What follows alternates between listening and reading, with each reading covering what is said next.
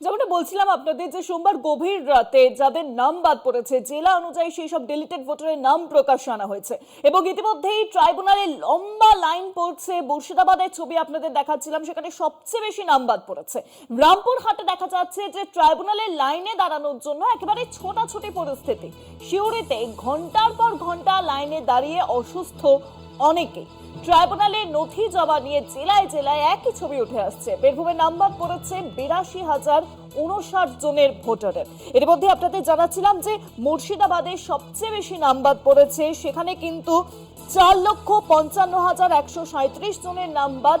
অন্যদিকে বীরভূমের সংখ্যাটা আপনাদের জানাবো, সেখানে কত সংখ্যক নাম বাদ পড়েছে। সেখানে নাম বাদ পড়েছে 82,059 জনের ভোটারের। রামপুরহাটে ট্রাইব্যুনালের লাইনে দাঁড়ানোর জন্য একেবারে ছোটাছুটি পরিস্থিতি তৈরি হয়েছে।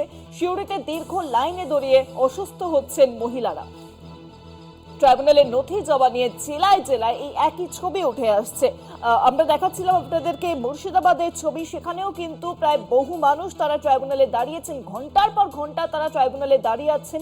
তাদের মূল অভিযোগ যে নামের স্পেলিং এর ভুলের জন্য, একাধিক অভিযোগের জন্য তারা বৈধ নথিপত্র জমা দিলেও তাদের নাম কাটা গেছে এবং যার জেরে তাদেরকে কিন্তু ট্রাইব্যুনালের লাইনে দাঁড়াতে হচ্ছে। অন্যদিকে জেলায় জেলায় এই একই ছবি উঠে আসছে। গতকাল মধ্যরাতে যেমনটা জানাচ্ছিলাম যে নির্বাচন কমিশনের তরফে জেলা অনুযায়ী বাদ পড়া ডিলিটেড ভোটারের নাম প্রকাশ করা হয়েছে এবং বীরভূমে নাম বাদ পড়েছে 82,059 জনের ভোটারের। আমি জানবো এই বিষয়ে, আরো ফোন লাইনের সঙ্গে রয়েছে প্রতিনিধি ঋতুভাস চট্টোপাধ্যায়। ঋতুভাস, ট্রাইব্যুনালে জেলায় জেলায় একই ছবি, লম্বা লাইন পড়ছে এবং বীরভূমের কি ছবি? সিউড়িতে তো দীর্ঘ লাইনে অসুস্থ হয়ে পড়েছেন এক মহিলা বলে খবর। একদমই দেখো, ডিলিটেড হওয়া ভোটারদের নাম তোলার যে কার্যত জীবন মরণ যুদ্ধে পরিণত হয়েছে তা কিন্তু বলার অপেক্ষা রাখে না।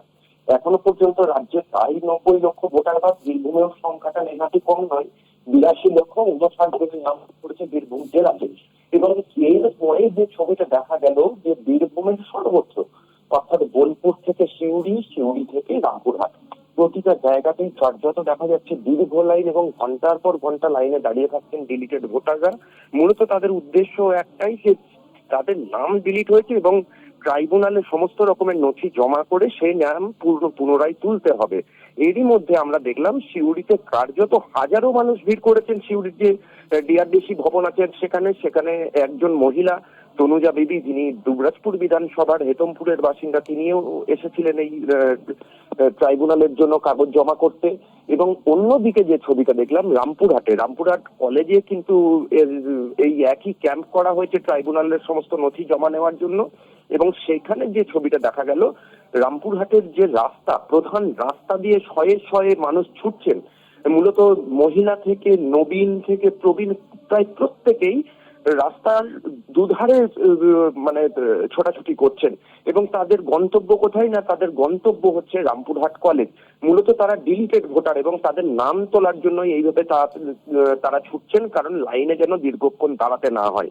এবং এমন পরিস্থিতিতেই কিন্তু কার্যত স্পষ্ট যে এটা তাদের কাছে একটা জীবন মরণ যুদ্ধে পরিণত হয়েছে।